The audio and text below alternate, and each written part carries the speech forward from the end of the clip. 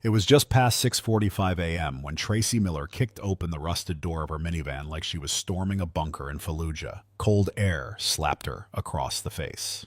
Jacksonville mornings were always damp and ugly, like the breath of a drunk uncle who never left the couch. She stretched, cracked her neck, and lit what was left of a menthol she'd found in a busted vending machine behind a liquor store dumpster. Her hands shook, but not from the cold. That kind of shaking. It had a name in the VA manuals, but no one gave a damn what it was called when you were sleeping next to piss-soaked concrete in a car with 3 missing wheels and a family of cockroaches for neighbors. Her name was Tracy Miller, 61 years old. 3 deployments. Army combat medic, Bronze Star, 2 Purple Hearts. And now, a nobody. People used to salute her. Now they just avoided eye contact like she had the plague. Maybe it was the smell. Or the army jacket with bloodstains she never could wash out. Or maybe it was the way she stared right through people, like she'd seen too much. Because she fucking had. The place she called home was a busted-up Dodge Caravan parked behind Moonshine Diner, a crusty old joint that smelled like old bacon grease and broken promises. Every morning she shuffled in, pretending she had just enough change for coffee. She didn't. She just wanted the heat and a glass of water that wasn't rust-colored. Today was different. Behind the counter stood a new waitress, white, probably early 20s, a face like a DMV printer jam. No patience, no empathy, no soul. One of those girls who'd rather be scrolling her phone than breathing oxygen. The moment she saw Tracy, she made that face. The one that said, "Why the hell is this trash walking into my perfect little world?" Then, without even pretending to care, she reached under the counter and hit the button. Yeah, that button. Tracy didn't flinch. She sat at her usual booth, second from the bathroom, the one with duct tape holding the seat together. She poured herself a glass of lukewarm water and stared out the window like she always did, waiting for the sun, or whatever passed for hope in this dump. Her hands were calm, her breathing plausible. But in her gut, a storm was forming.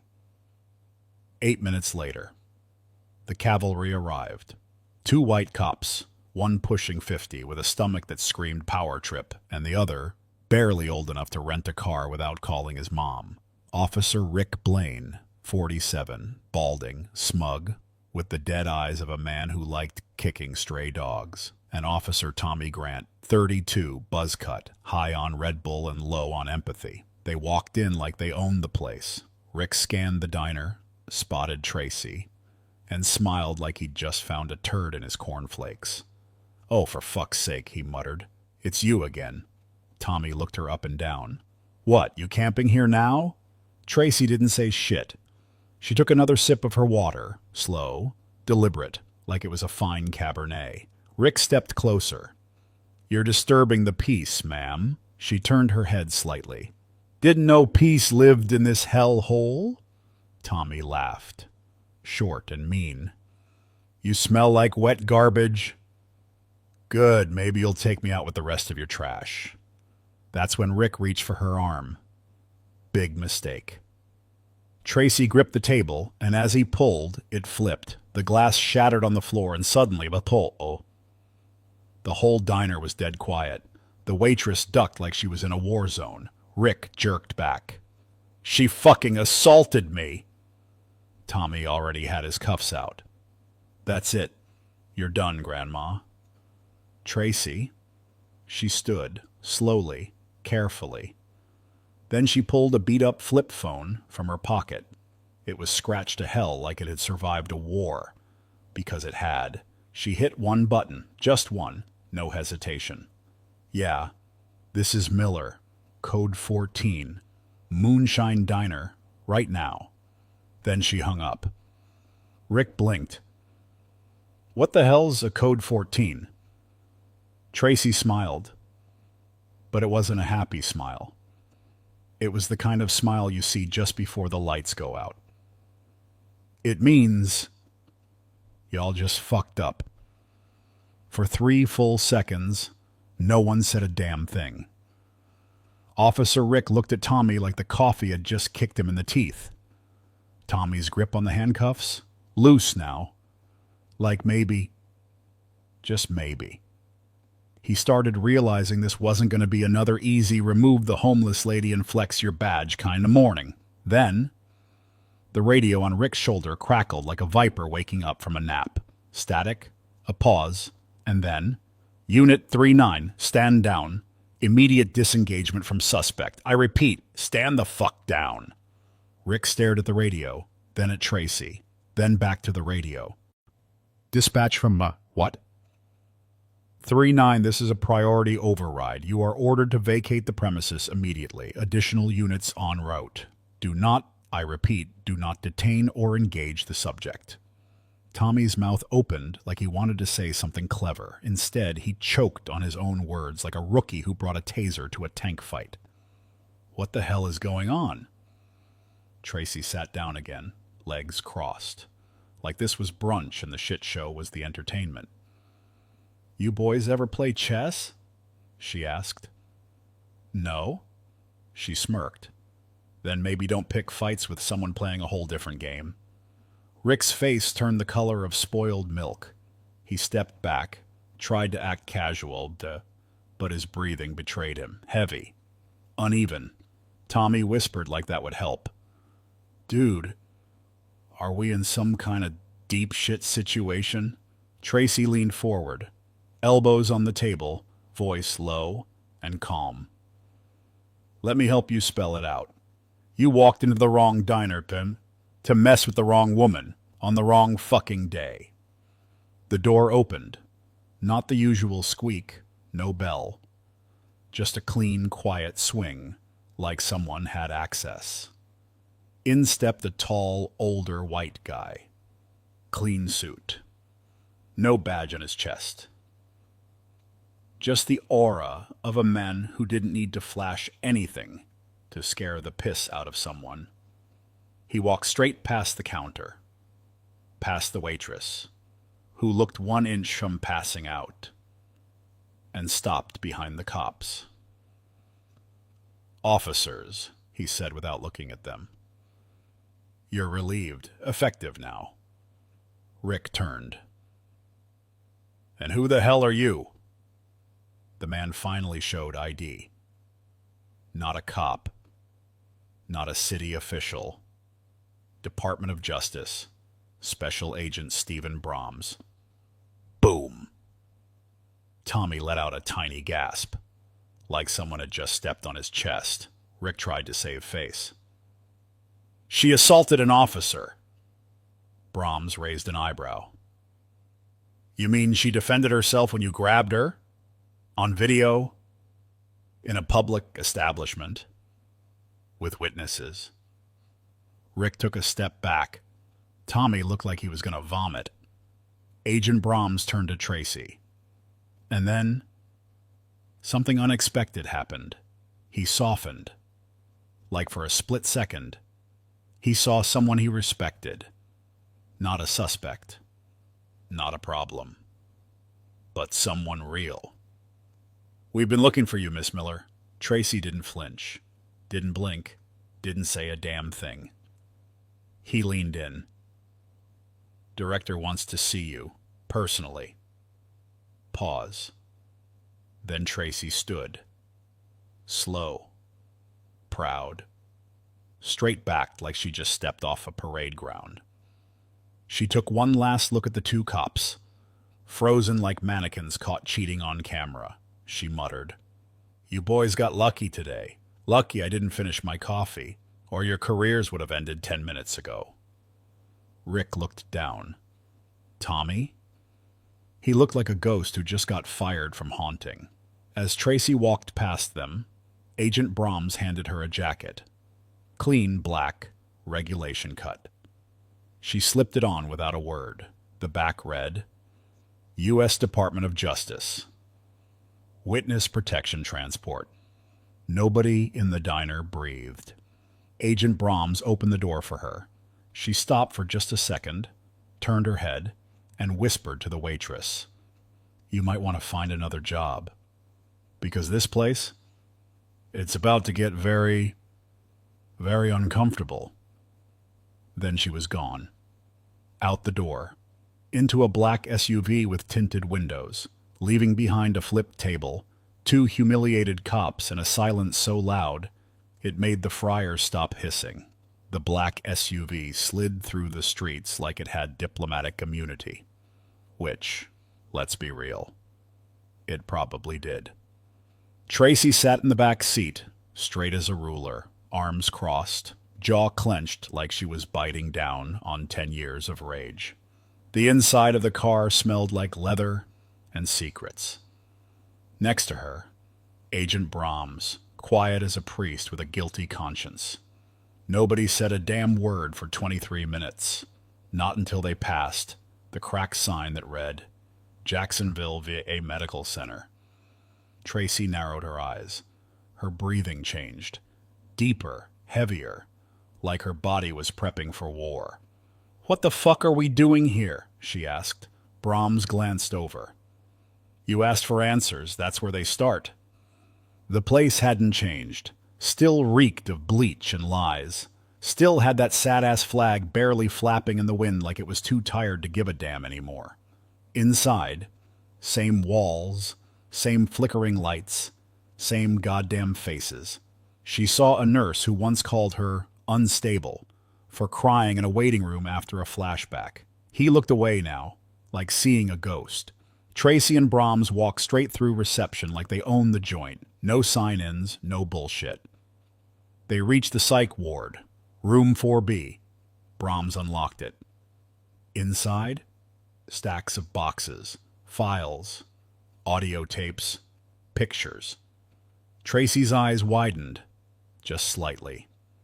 But it was enough to say everything. She reached out, picked up a photo.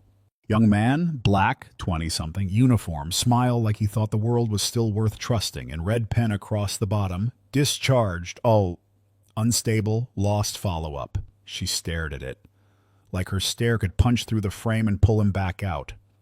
"I knew him," she muttered. "So did we," Brahms said. "He's buried 2 counties over, no headstone. Nobody claimed the body."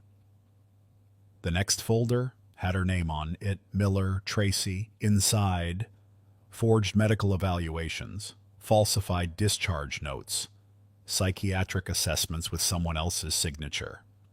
There was a fucking document that said she was suicidal. Tracy laughed, but not the funny kind.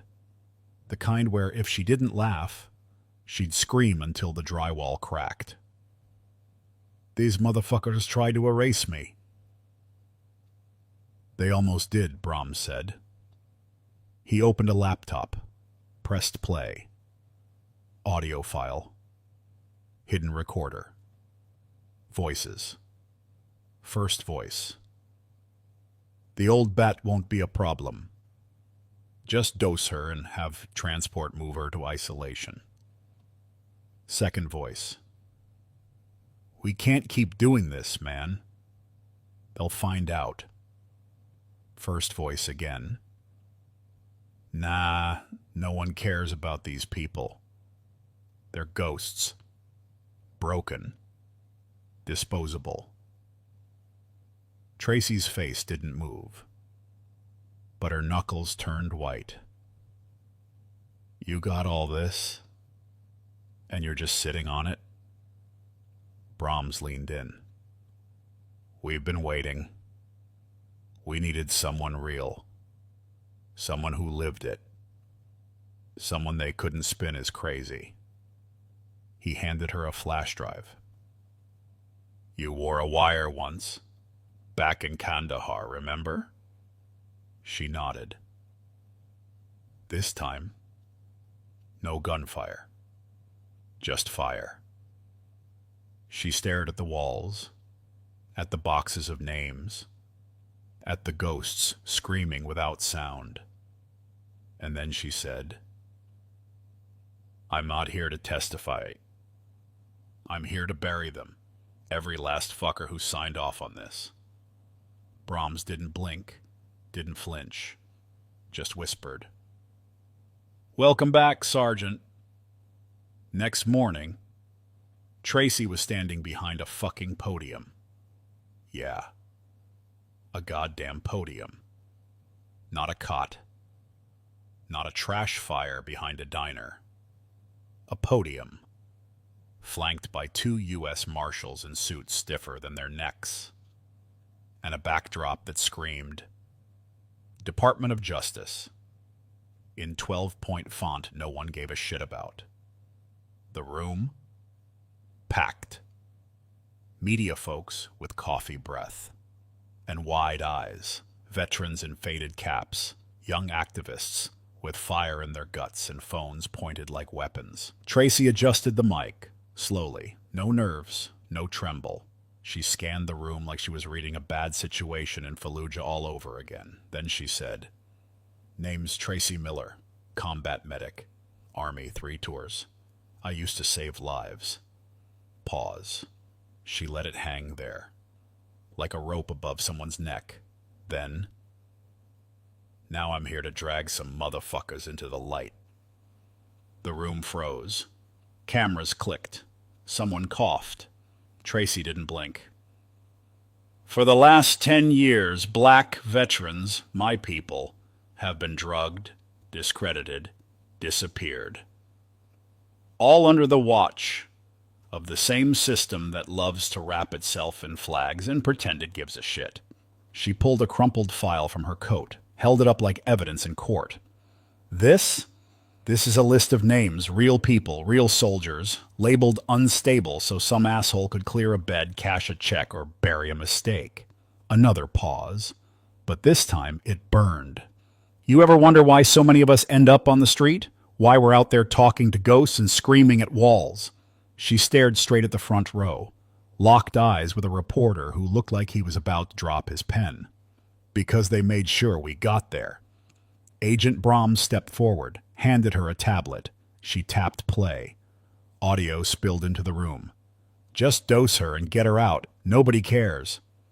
She's a liability. We'll just mark it as suicide. She's got no family. Gasps, murmurs. One old guy in the back whispered, Jesus fucking Christ. Tracy cut the playback. Still think this country takes care of its own? She took a breath. Slow, heavy, like she was sucking in the pain of 1,000 silent soldiers. I've watched friends die in combat, and I've watched brothers rot in waiting rooms. You think the war ends when the boots come off? Think again. She turned to the marshals, nodded.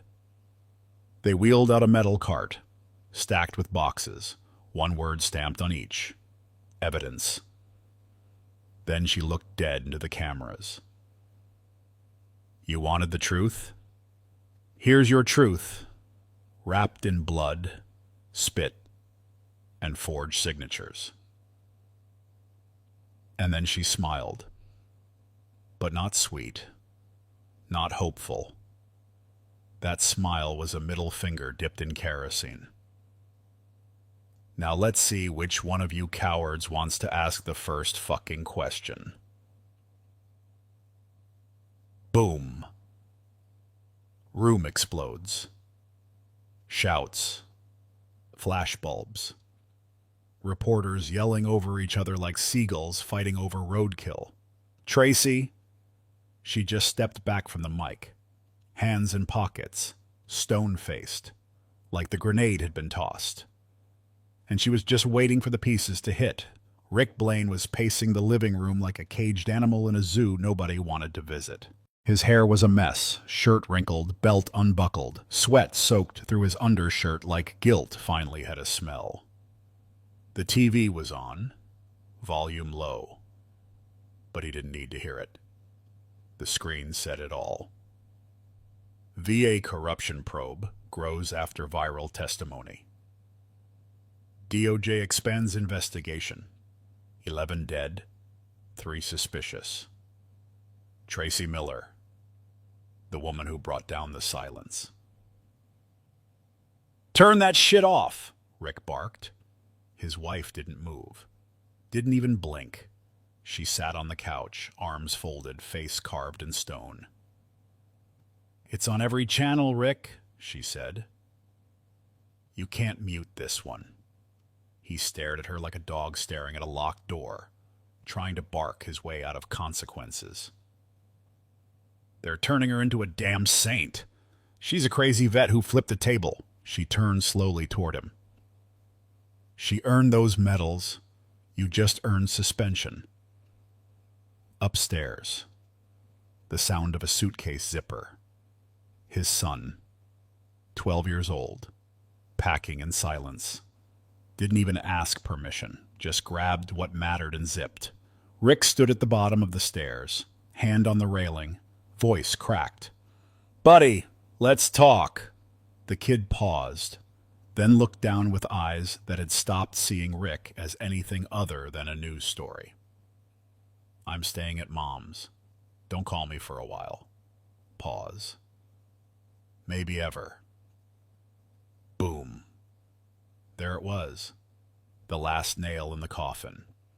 And Rick Blaine just stood there, face empty, like the man inside him had already walked out and slammed the door. Elsewhere, Tommy Grant was having a meltdown. Not the drunk kind, the real kind. The kind where you stare at your reflection, and suddenly you don't recognize your own damn face. He sat on the floor of his bathroom, phone in one hand, bottle of vodka in the other, eyes locked on the same video replaying over and over. Tracy, at the podium, dropping facts like bombs. "You think the war ends when the boots come off? Think again." "Dude, what the fuck did we do?" he whispered. The phone buzzed. Text from his buddy at the precinct. "Bro, they're raiding the VA files. DOJ is pulling security footage from 2017 to now. You're all over that shit." Next text. "One of the shrinks lawyered up, the other dead." Pause, then a third. "You might want to disappear, man." Tommy dropped the phone, tried to stand, fell, then laughed. That escalated real fucking quick. Cut to a DOJ war room, agents in suits, whiteboards covered in names, photos, maps. Tracy's name in bold red ink, not as a suspect, as the key that unlocked the floodgate. Agent Brom stood at the front, face calm, voice sharp. "We got eyes on Blaine and Grant. We got a dead doctor. We got forged discharge forms. We got missing meds. We got a fucking stack of bones that say this goes way deeper than two idiot cops roughing up a homeless woman." One younger agent raised his hand. "Sir, what if we're too late?" Brom smirked. "We're not too late. We're just in time for the autopsy." Meanwhile, back in Jacksonville, the Moonshine Diner was officially a crime scene. Yellow tape across the door. Local news vans parked out front. Protesters chanting, "We are Code 14. Justice for forgotten heroes." A young black vet with a prosthetic leg stood on a milk crate, yelling through a megaphone. "They fed us lies. They dressed us in flags. Then they tossed us out like busted gear." He pointed at the boarded-up diner. "But Tracy Miller? She ain't just some hero. She's the reason they won't erase us anymore." Inside a motel 2 states away, Tracy sat on the bed in a tank top and fatigue pants. Clean, fed, alive. But not calm. Never calm. Agent Brahms was at the table, going through sealed envelopes, classified shit, blackmail grade. Tracy lit a cigarette, took a drag, blew it slow. "You ever watch a man get choked out with his own dog tags?" Brahms looked up, eyes narrowed. She stared at the smoke. "I have. But what I saw in that psych ward, that was worse." Pause. They weren't just breaking laws. They were breaking people. People who'd already been broken once in the desert. And they did it with clipboards and white coats. She stood up, looked out the window, Rain falling. Road quiet. Then she said it. Let's bury these bastards, one file at a time. Rain pounded the motel roof like a firing squad in slow motion. Outside, gray skies, muddy tires, no traffic. Inside, silence, the kind that only shows up before the shit hits the fan. Tracy stood barefoot on the carpet, shirt damp from sweat, not rain. She hadn't blinked in minutes. In her hand, an old folder, stamped across the front in faded red, Project Stabilize, restricted. She didn't need to open it. She knew what was inside. She remembered every name, every fake psych eval, every vet who never made it home, even after they made it home. Agent Brahm sat on the edge of the bed. He was trying to act like he wasn't shaken, but his knee was bouncing, fast, like it had something to say. We confirmed it, he said finally. The bodies were real, 5 of them, VA-owned property, labeled expired assets. Tracy stared at him. They called human beings assets? Brahms nodded. And guess where we found them? Pause. Under a fucking parking structure, 20 feet from the Jacksonville VA loading dock. Tracy dropped the folder. It hit the floor like a death certificate. She didn't say a word. She just lit a cigarette with shaking fingers and walked to the bathroom mirror, stared at herself, at the scars, at the woman in the reflection who looked more ghost than human. They thought no one would dig. They thought we'd all just drink, overdose, hang ourselves quietly in a shelter somewhere. She blew smoke toward the ceiling. They miscalculated. An alert buzzed Brahms' phone. His face went pale. He turned it toward her. Headline: Second VA psychiatrist found dead. Alleged suicide raises questions. Tracy didn't even flinch. No one with that kind of clearance just kills themselves. Not when the walls are only just starting to crack. Meanwhile, downtown. Local police chief, white guy named Carl Donnelly, was sweating bullets under a press canopy. He didn't want to be there, but the media was eating him alive. We're cooperating with federal authorities. We had no knowledge of any wrongdoing by officers Blaine or Grant. A reporter shouted. So you're saying your precinct wasn't aware of multiple complaints filed by veterans against those same officers? Donnelly stuttered. Another reporter. What about the footage from 2019 where Officer Grant dragged a black vet out of the VA clinic? That video just surfaced this morning. The crowd exploded. Donnelly's face turned to chalk. He grabbed the mic, no further comment, and walked off like a man heading to his own funeral. Later that night, Tommy Grant was driving. Fast. No lights, no tags. Paranoia in the back seat. He kept checking the mirror like it owed him something. Voice message played on loop. His former VA contact, whispering like a man hiding in his own closet. They're cleaning house, Tommy, the kind of cleaning you don't survive. Pause. You need to disappear, man. Like, off the grid, disappear. He pulled over at an abandoned gas station, started dumping burner phones into a trash can, lit it on fire, muttered under his breath. Dude, what the fuck did you get yourself into? Elsewhere. Tracy sat across from an old friend. Sergeant Elwood L. Harris, 67, black vet, Vietnam survivor, now runs an underfunded community center for veterans. His voice was deep, weathered, full of tired wisdom. I heard about what you did, he said, sipping black coffee like it was whiskey.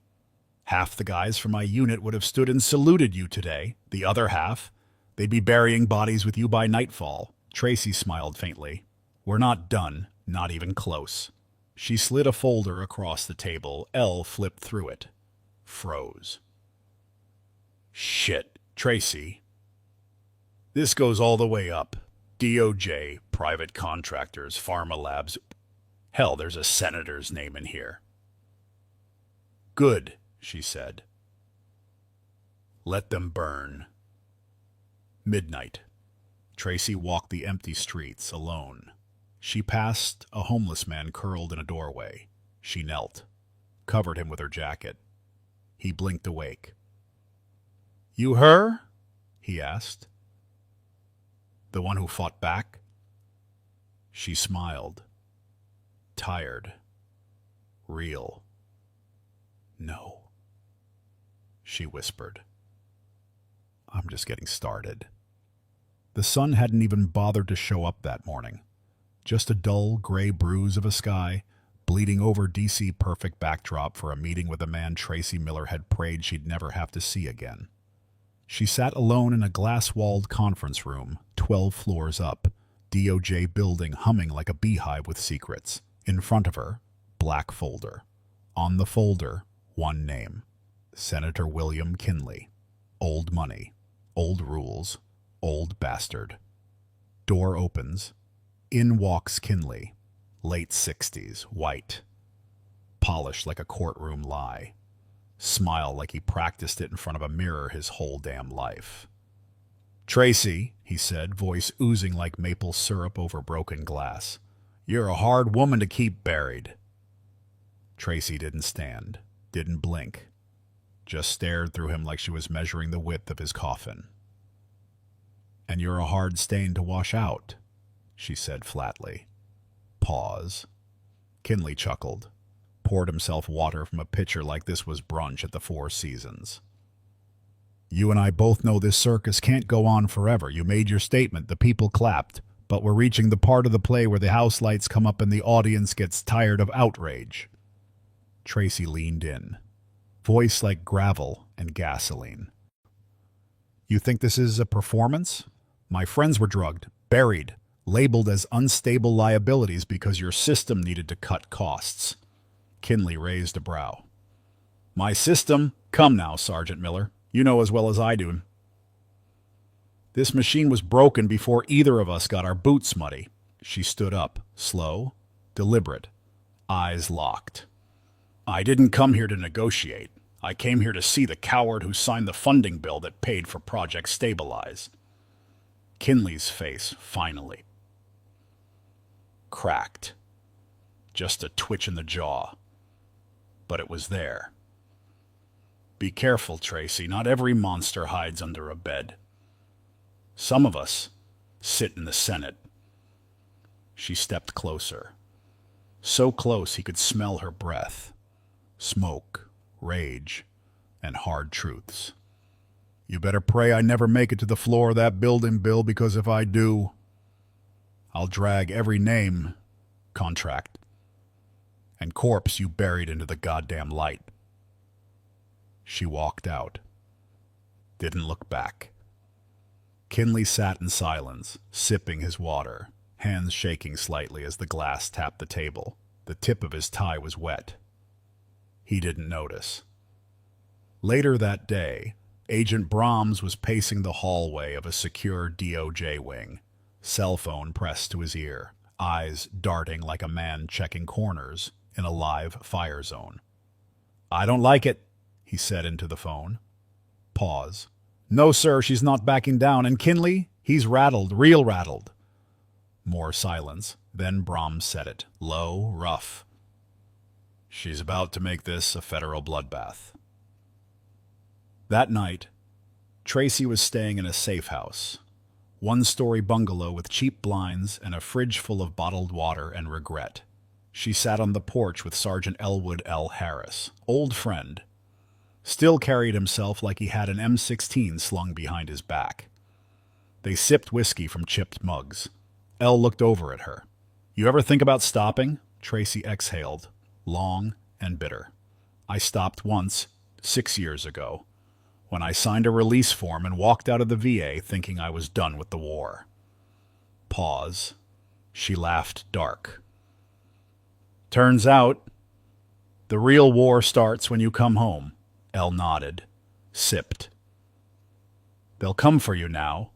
You know that, right? They already did, she said. They just didn't finish the job. Then, a sound. Distant. Metal on metal. A click. Tracy stood. No hesitation. Hand on hip where a pistol used to be. Elle followed. They scanned the yard, silence again. But the kind that knows. Inside the safe house.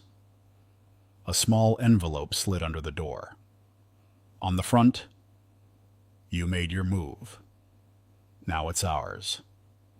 Inside, a printed photo.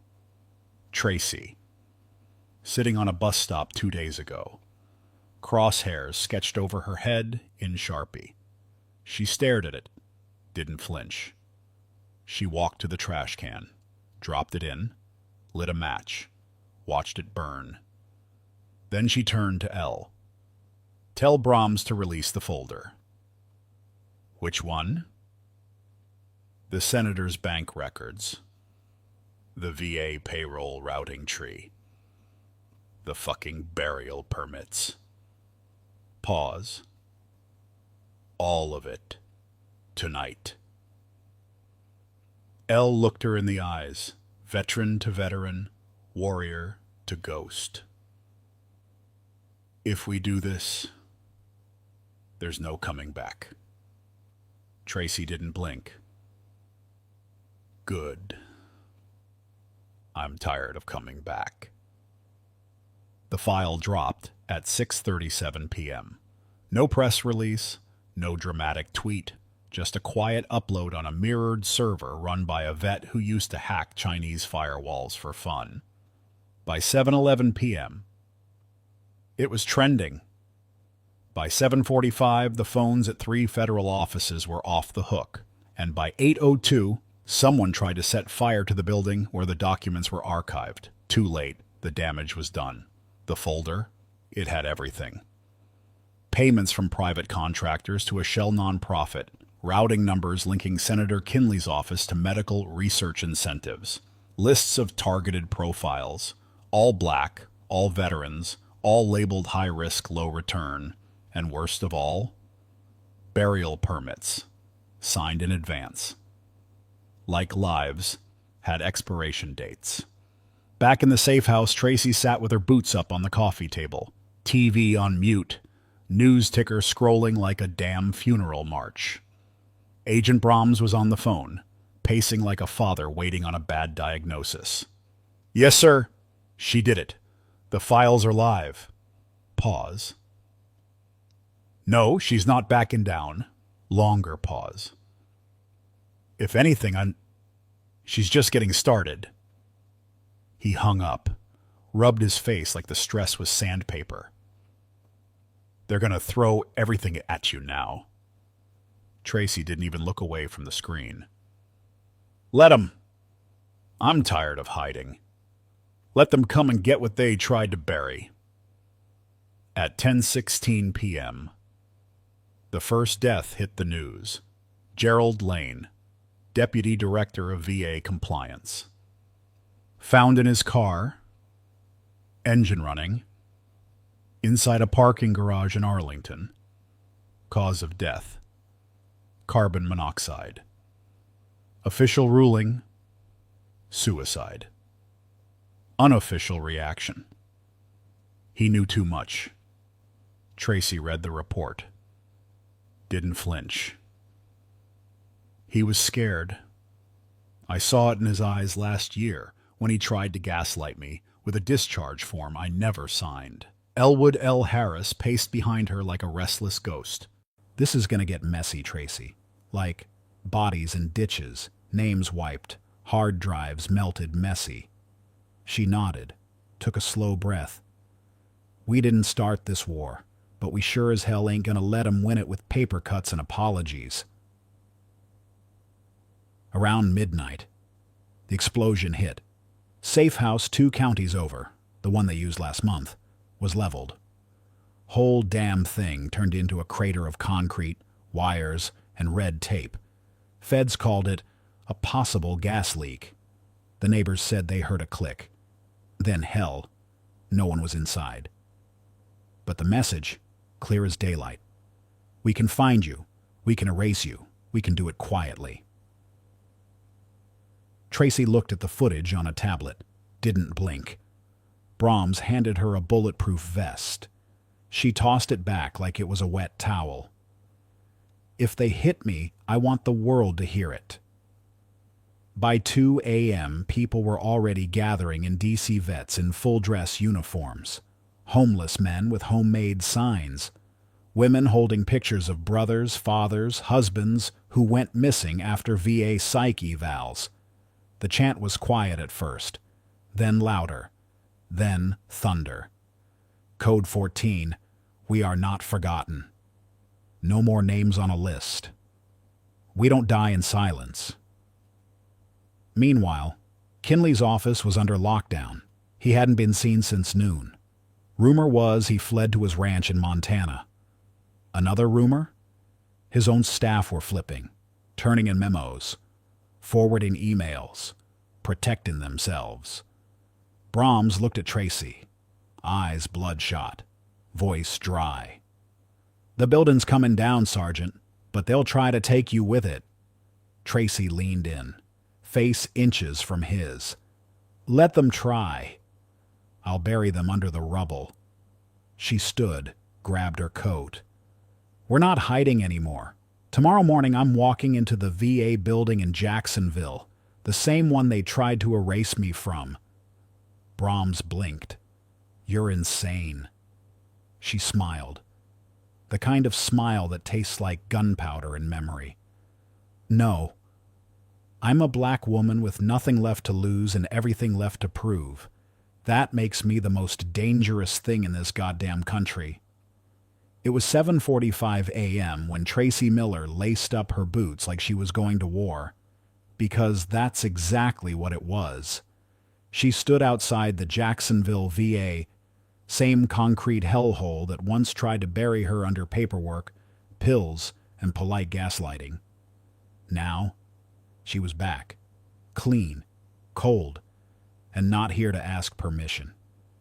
Cameras were already out, reporters swarming like roaches at a buffet. But Tracy didn't flinch, didn't speak. She just walked through the front doors like they still owed her back pay. Security tensed. One young guard raised a hand, but another whispered, "That's her. Let her through. Trust me. You don't want to be the guy on her next video."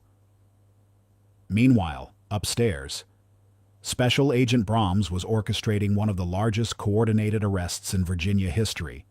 5 teams, 4 cities, 13 names, all tied to Project Stabilize, all with signed authorizations, for things the Geneva Convention wouldn't even stomach.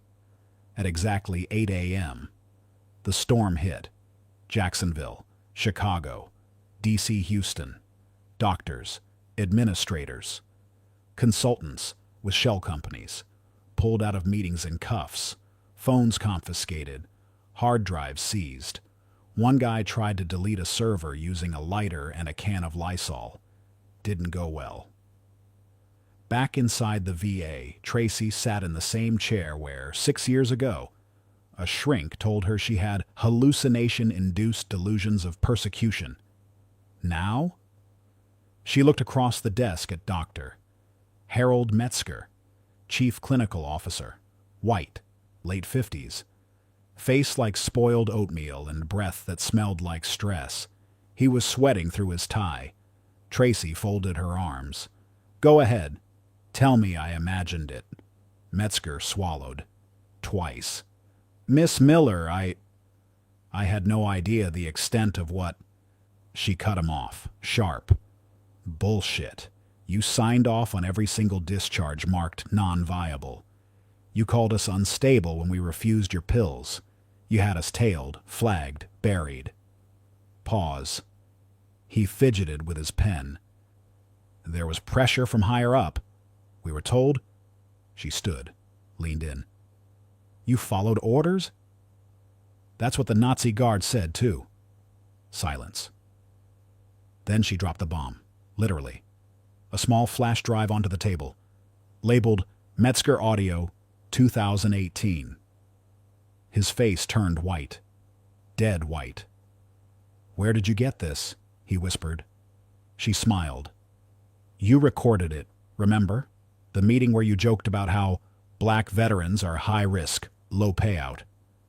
Metzger's mouth opened, but the marshals were already entering the room. One tapped his shoulder. "Dr. Harold Metzger, you're under arrest for federal conspiracy, medical fraud, obstruction of justice, and negligent homicide." Tracy stepped aside. Watched them cuff him.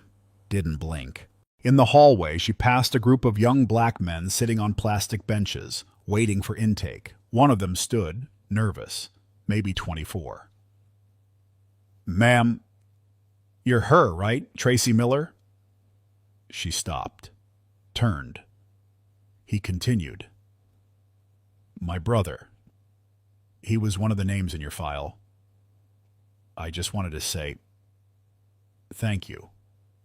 I didn't know anyone gave a damn."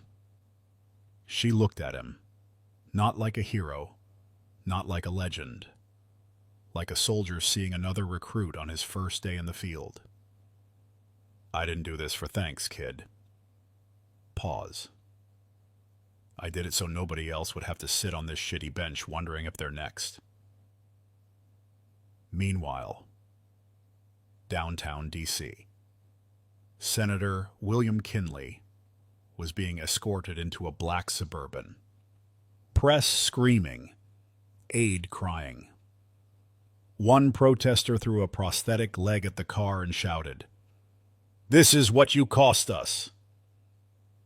Inside the DOJ headquarters, Agent Brahms poured himself a cup of black coffee, shaking, like his soul had been run through a shredder. His colleague, Agent Lisa Cortez, walked in.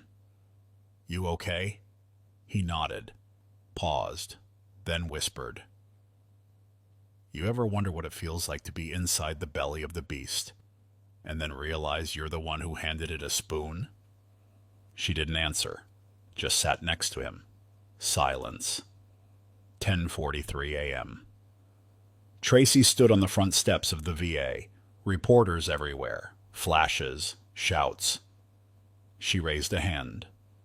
The crowd went quiet. She cleared her throat, her voice low, ragged, but steady. "I am not a symbol. I am not a victim. I am a witness." Pause. "And I'm here to remind you that the worst wounds this country inflicts ain't from bullets." Pause. "They're from silence." She turned, walked away. No applause, no music, just the sound of justice, dragging its boots across pavement that tried to forget who built it. It had been 3 weeks. 3 weeks since the last arrest. 3 weeks since the headlines stopped yelling and the internet moved on to the next fire.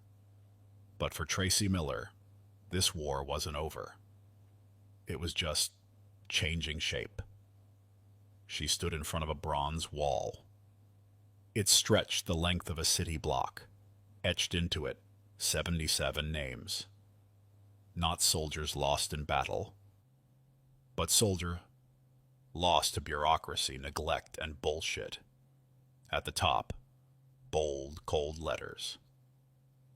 Code 14 Memorial. For those who came home, but were never allowed to live. Tracy ran her fingers over the names like she was reading Braille with her soul. Her lips moved. No sound, just names. Every one of them burned into her memory. A kid approached her, barely 16, skinny, hoodie 3 sizes too big. "You the lady who flipped the system?" She turned, smirked. "Nah, I just pulled the rug. They tripped over their own damn lies." He pulled out a crumpled notebook, showed her a sketch, the memorial, drawn in pencil. Below it, he wrote, "I got you tatted next, right over my heart." Tracy stared at the sketch, eyes glassy but no tears. "You do that. Make sure there's room for someone else's name, too." Pause. "This ain't about me. It's about not letting the next one disappear." Across town, in a VA office that used to reek of rot and power, a new director sat behind the desk. Black woman, late 40s. No nonsense eyes and a folder marked full reform. Dorka. Miller case. She looked at her aide. "Tell me everything we've missed." The aide hesitated. "Well, we still can't track down 2 of the consultants tied to Kinley's foundation." The director leaned back. "Then keep looking. And tell the staff, every complaint gets answered, every vet gets called back. We don't lose people anymore." Meanwhile, Tracy lived in a small brick house, 2 blocks off downtown. Nothing fancy, but quiet, safe. On her porch, a wooden bench. On the bench, 3 folded American flags, one for every friend the VA tried to forget. She sat out there every evening, drinking cheap coffee, listening to the street. Sometimes young vets stopped by. Sometimes they just sat in silence. One guy, rough voice, heavy limp, asked, "Why ain't you running for office or something? Hell, we'd elect you president tomorrow." She chuckled, low, sad, a little proud. "I'm already too dangerous with no power. Give me a seat, and they'd just find a cleaner way to kill me." One night, Elwood Harris showed up. No warning, just walked up the steps like a storm cloud in human form. He handed her a small box, wrapped in cloth. "What's this?" "Open it." Inside, a medal, bronze star, her name on it, issued posthumously 6 years ago. They had declared her dead in system error. She stared at it, didn't touch it. "They wrote me off." Pause. "And now they're trying to rewrite me in." Elle looked her dead in the eyes.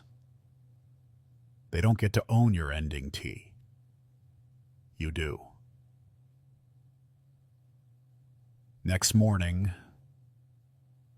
Tracy dressed in her old uniform. Pressed. Clean. Every pin in place. She walked into a local school, 4th graders learning about veterans. She didn't speak like a hero. She didn't hand out candy. She told them the truth. "This country loves to call us warriors, but when we come back, they treat us like broken furniture." Pause. "So if you see someone in the street wearing camo and talking to ghosts, you better remember that ghost might have once saved somebody's life, maybe yours." And then, on the first Sunday of spring, she disappeared. No note, no goodbye, just an empty bench, and a folder left on it. Inside, more names, names not on the memorial yet. A message scrawled on the back of a napkin. "Keep digging. I only scratched the surface." And at the bottom, one more note, written in black Sharpie. "I'm not gone. I'm just walking ahead. Catch up when you're ready." The end.